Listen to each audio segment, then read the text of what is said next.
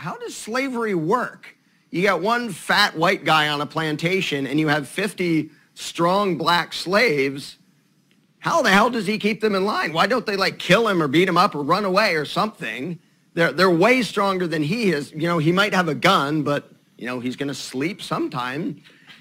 It didn't occur to me until much later, and then I had a more thorough understanding after I read the autobiography of Frederick Douglass, who was a slave. Most of them thought they were supposed to be slaves. And that's really hard for people today to understand and believe. What do you mean they thought they were supposed to be slaves? And Frederick Douglass talked about his own journey of realizing, I don't think this is okay. And to me, and the guy was brilliant, like his writings are just brilliant. To me, physically escaping slavery was way less impressive than reading about his mental escape from slavery, where he noticed the indoctrination and he undid it in himself.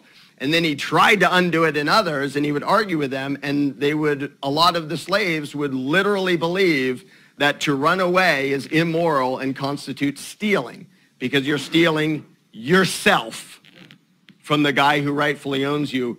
That is how powerful this indoctrination can be. Let me use Frederick Douglass's own words.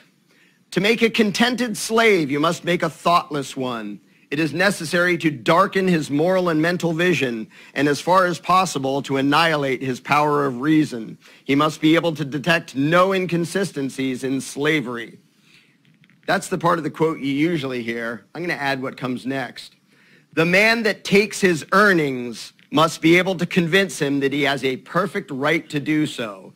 It must not depend upon mere force. The slave must know no higher law than his master's will.